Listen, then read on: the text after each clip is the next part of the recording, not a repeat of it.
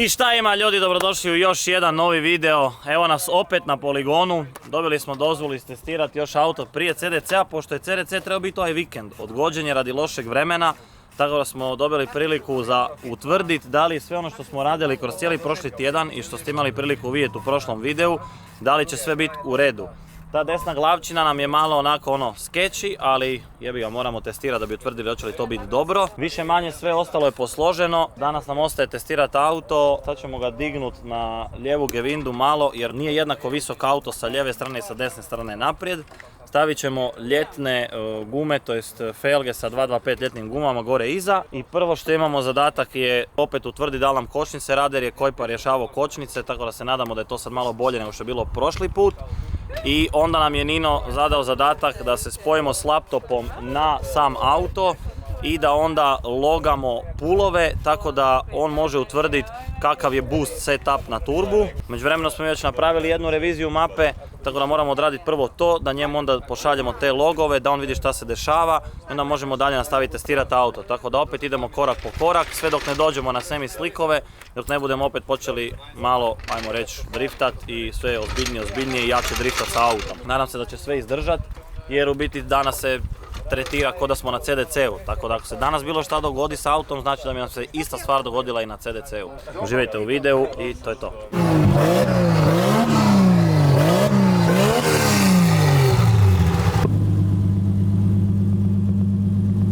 Evo ekipa, da nakratko prekinem video, kao što znate imamo suradnju sa Car Verticalom. Takve suradnje nam uvelike olakšavaju projekt RX7. Tako da ako vi želite provjeriti svoj auto, odite na aplikaciju Car Verticala, bacite svoj broj šasije i putem kojeg možete istražiti cijelu povijest auta. Od kilometraže, od stanja auta, od porijekla auta. To je jedan od načina koji možete pregledati auto uz mnoge druge. I sve to možete napraviti uz moj kod CVAJO za 20% popusta, tako da si možete uštediti i nešto love. To isto vrijedi za sve one koji prodaju auto, imaju jedan dokument više s kojim mogu garantirati kakvom je stanju auto. Želim svima svu sreću pri kupovini ili prodaji, a mi se vidimo dalje u videu.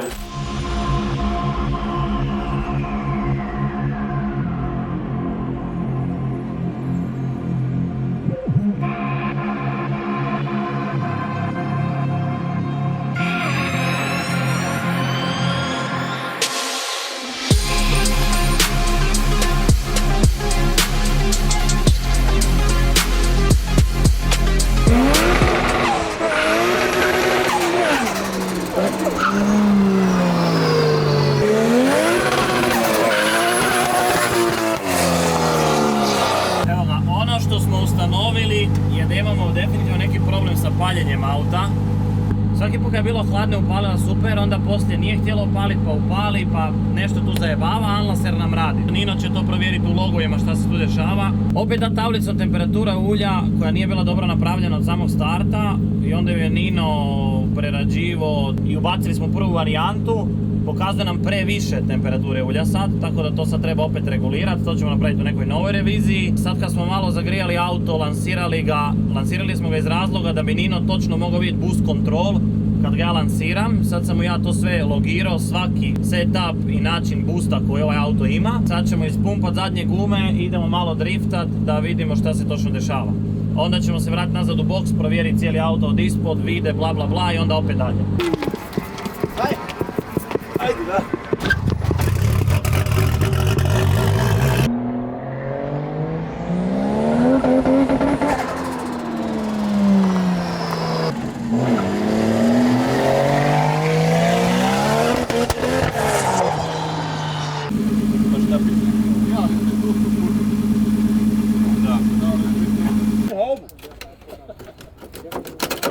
Ok, imamo nekih poteškoća sa Mazdom. U biti oduzima gas. Nino mi je rekao da ako budemo imali problema s temperaturom ulja da će nam oduzimat gas. Imamo prednji branik gore, do sad ga nismo imali. Hladnjaci se nalazi iza interkulera što nije problem. Znali smo da će nam možda biti potreban ventilator, imamo ga sa sobom ovdje. Sad smo skinuli prednji branik da vidimo da li će to popraviti stvari. I ovo je sve neki razvoj i testiranje u biti u kojem moramo utvrditi šta se sve dešava s autom. I još jedna full zanimljiva stvar je to što je ovdje cijela ekipa, imamo šator, stol, sve ovo ono. Ali iza Petra se trenutno nalazi, pa ja ne znam, unikat na cesti, to je dva unikata na cesti, E46 M3 i kocka M3, s time da kocka unutra ima motor, original motor od Alpine 3.4 i već je kocka promijenila, ne znam, ono, S54, S50, to ima original motor od kocke M3, tako da brutala, ono. 3 sveta grala auta praktički, ono, dobro. Znači ovo, pogledajte vi kocku. Diskovi 1.4.0 ili 1.3.5, znači diskovi su ogromni, konverzija na 5 plus 120, znači ovo je ono, to je to, the shit ono. Auto iznutra, od ispod, izgleda isto kao što izgleda izvana. A brat od vlasnika ima isto tako samo crveno. I ujedno to je dream car mog brata, koji je već imao jednu kocku, pa će nadajmo se uskoro imati sljedeću neku. Mi se idemo utvrditi šta se dešava s Mazdom, pustili smo malo da se ohladi, skinuli branik, sad idemo opet probati pa da vidimo šta će biti.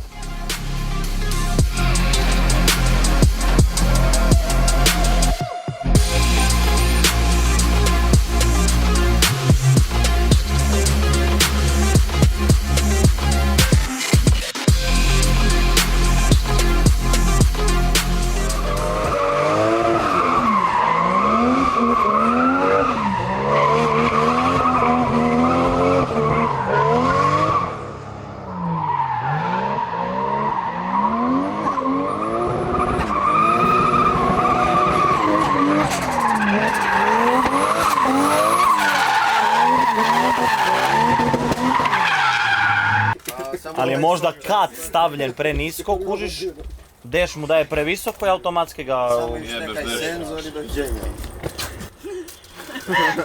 No mislim, realno tako je bilo prošli put. Prošli put nismo znali koja je temperatura ulja. Nije ti stvarno temperatura bila 130. E pa to, zato jer prošli put je auto radio idealno, zato. Okej, super. Nije ti se pokvarilo, nego je to samo do... Okej, znači... Ja mislim da se pokvario.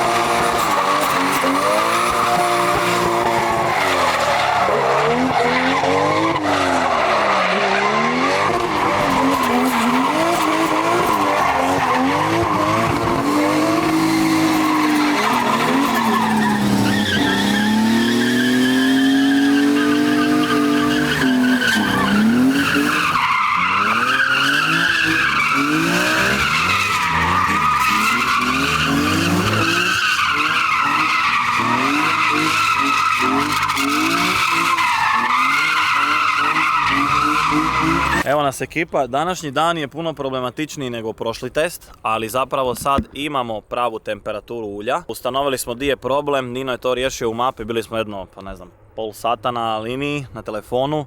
To je to sad super. Moram obavezno staviti ventilator na hladnjak ulja. Znali smo da će biti djelomično potreban, ali smo htjeli prvo istestirati bez njega. Imamo ga doslovno u kombiju. Još sam se htio nadovezati jedne stvari. Komentari u videu prvog testa RX-7 ovdje na poligonu su bili stvarno brutalni. Hvala svima na lijepim komentarima, na svim mogućim lijepim željama i na svemu. Znam da vas jako puno napisalo da sad stiže konkurencija i to sve stoji, znači definitivno ovo auto koji može biti konkurentan, ali želim svima dočarati da smo mi još daleko od toga da budemo stvarno konkurentni iz mnogih razloga koje ste mogli vidjeti recimo kod danas, iz razloga što taj auto još uvijek nije ni približno setapiran, još uvijek nas muči dosta detalja na tom autu, kočnice neravnomjerno koče, trapovi nisu kompletno napravljeni kao što bi trebali biti, jednostavno tu treba razvoja i vremena, još uvijek se bavimo sa nekim stvarima koje moramo prvo riješiti da bi se uopće prebacili na to da idemo setapirati auto ono kako bi on stvarno trebao biti setapiran.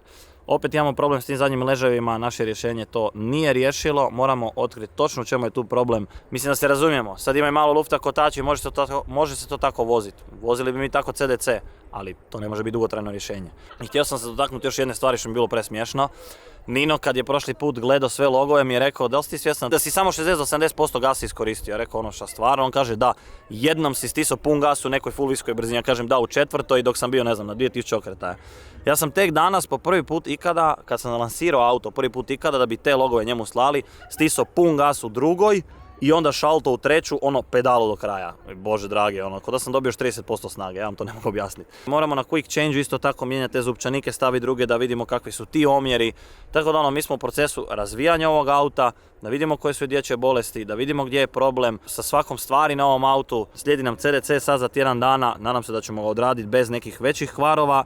Nama je cilj na CDC-u doslovno odradi 2 dana, kvalificirati se i šta bude dalje od borbi bit će. Uopće nam to više nije bitno jer trenutno želimo samo imati što više sit tajma u ovom autu. I da se svi dobro družimo, zabavimo i to je biti cilj. Idemo sad dalje testirati, sad smo stavili 265 semi-slikove gore, opet ćemo logirati Nino tu mapu i vidjeti šta se sve dešava s autom.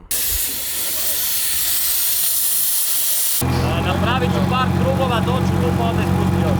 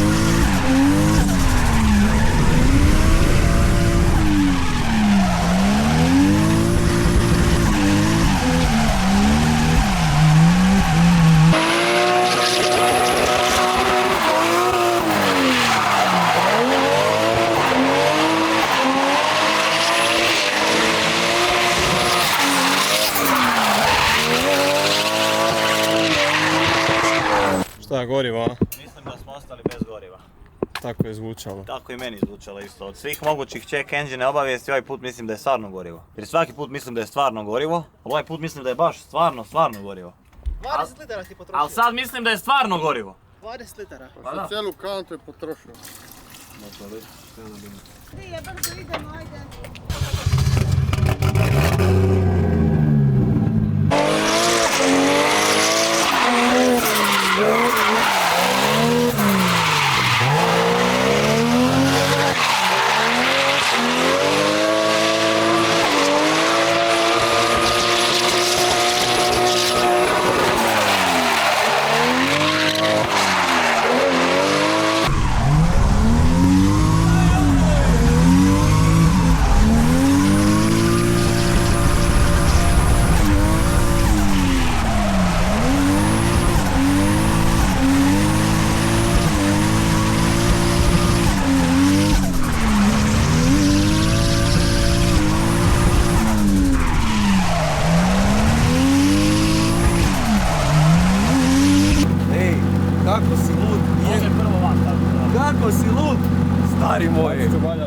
Ej, rekao je da su ovi prvi najbrži krugovi do sad.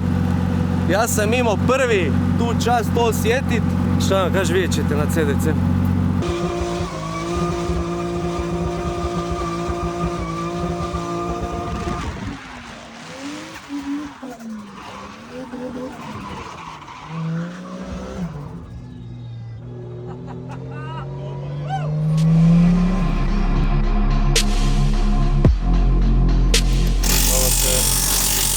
Ovo se ne smije raditi. Ovako, odmah na gan, kako neki kažu. Ako zvijezdu ne radiš, nije dobro. Zvijezda, ovo je zvijezda.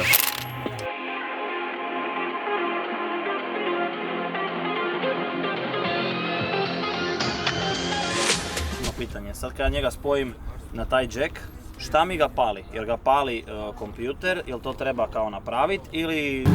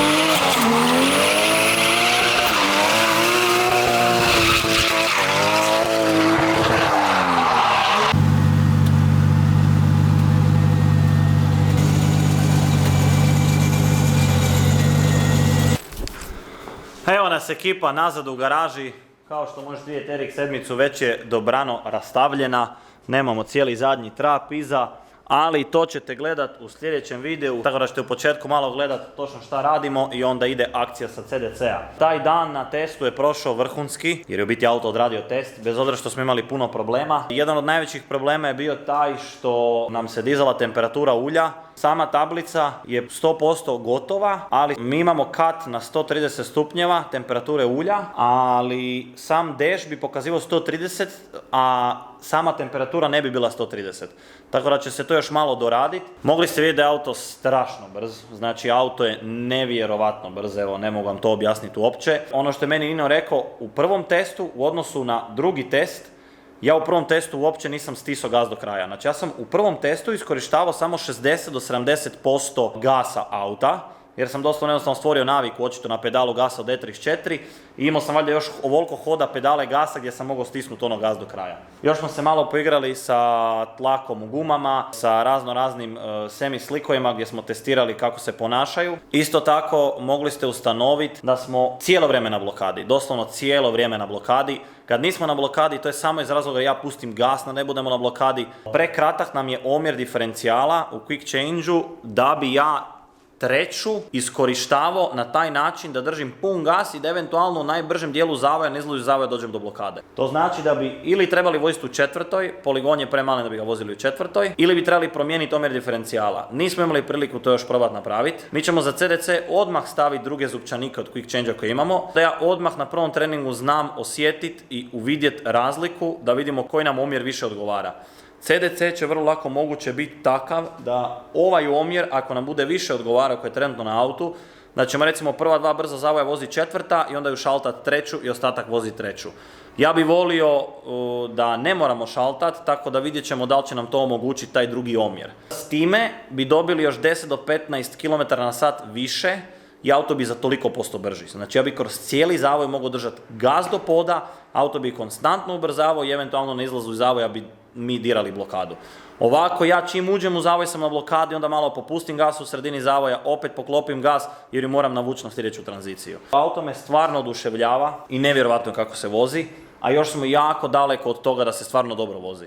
Već sam ja s Erikom raspravljao 10 stvari koje mi se ne sviđaju kod auta trenutno, što moramo promijeniti, ali nećemo ni približno moći sve te stvari promijeniti do CDC-a. Najbitnije je da pogodimo pravi omjer, najbitnije je da složimo iza trap i najbitnije je da auto odradi CDC. Na CDC idemo doslovno iskoristiti CDC kao 2 dana testiranja auta i šta bude bit će, jedini cilj nam je dobro odraditi CDC i da nas auto posluži, da se nešto ne pokvari. Definitivno će biti zanimljivo, konkurencija će biti jaka, ako ne i najjača do sad zapravo. Do sad nas dosta nije imalo auto, Erik slaže novi auto, ja sam slagao novi auto, Debel je cijelu prvu polovicu sezone slagao novi auto, znao najvjerojatnije ovaj CDC neće dolaziti sa novim motorom, ali tu su 3-4 vozača, Dobijas je slago i testirao i pripremao novi auto s kojim je u početku imao jako puno problema s motorom. Vjerujem da će ovaj kraj sezone biti jako interesantan i jako zanimljiv. I ništa, to bi bilo više manje to od ovog videa, nadam se da ste uživali i vidimo se u sljedećem videu. Želim vas svih pozvati 21.9. na CDC-u Mičevac. Vidimo se svi u subotu, prvenstvo Hrvatske, u nedjelju internacionalno prvenstvo. Držimo fige da će nas poslužiti oba 2 dana, da nećemo imati nekih većih problema i da nemam u sebe ekipu koju imam, ne bi bilo pa pola ovog auta, ako ne i cijeli auto. Hvala svima koji podržavaju, vidimo se u sljedećem videu, aj bok i zapravo hvala svima vama koji gledate videe. Aj čao.